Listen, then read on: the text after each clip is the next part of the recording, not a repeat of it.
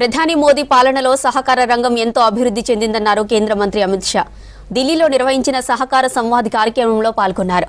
ఈ సందర్భంగా సహకార సంఘాల మహిళలతో మాట్లాడారు. కేంద్ర హోం మంత్రిత్వ శాఖ కంటే సహకార శాఖ మంత్రిగా బాధ్యతలు స్వీకరించడం సంతోషాన్నిచ్చిందన్నారు. తాను రాజకీయాల నుంచి తప్పుకున్నాక సేంద్రియ వ్యవసాయం చేయనున్నట్లు చెప్పారు. అలాగే వేదాలు ఉపనిషత్తులు చదువుతూ కాలక్షేపం చేస్తానన్నారు అమిత్ షా. अनुमति से हम ये संवाद का डेयरी के क्षेत्र में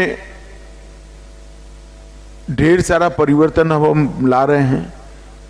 यहाँ बहुत सारी बहनें डेयरी की कोऑपरेटिव चलाने वाली हैं। अब हम आने वाले दिनों में गोबर का प्रबंधन, उनके खान पान का प्रबंधन, पशु की हेल्थ का प्रबंधन और गोबर के उपयोग से आपकी कोऑपरेटिव की कमाई बढ़े, इसके दिशा में अब छोटे छोटे देश भर में बहुत प्रयोग हुए हैं। हमें सारे प्रयोगों को संकलित कर कर वो प्रयोग का फल हर कोऑपरेटिव के पास पहुंचे, इसके लिए भारत सरकार योजना बना रही है। मैं आपको विश्वास दिलाता हूं कि 2-3 साल में हर कोऑपरेटिव जो दूध कोऑपरेटिव है उसका गोबर, जैसे बहन जी ने कहा कि ऑर्गेनिक खातर बनाने के लिए उपयोग होगा, गैस बनाने के लिए उपयोग होगा और कई प्रकार के उपयोग उसमें से होंगे। मैंने तो तय किया है कि मैं जब भी रिटायर्ड हो जाऊंगा, मैं मेरे बाकी का जीवन वेद, उपनिषद और प्राकृतिक खेती के लिए खर्च करूंगा। ये प्राकृतिक खेती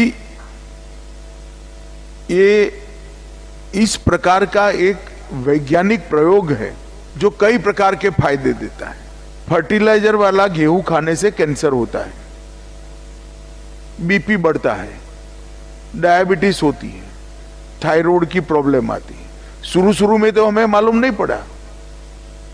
तो खाने वाले के शरीर को अच्छा रखने के लिए फर्टिलाइजर, केमिकल बगैर का खाना खाना, इसका मतलब है दवाइयों की जरूरत ही नहीं पड़ेगी।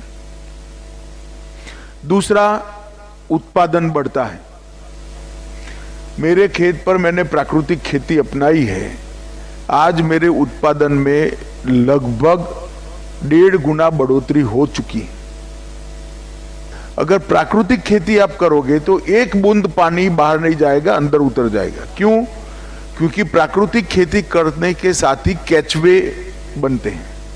केचवे मतलब गुजराती में अरसिया कहिए ना अपने।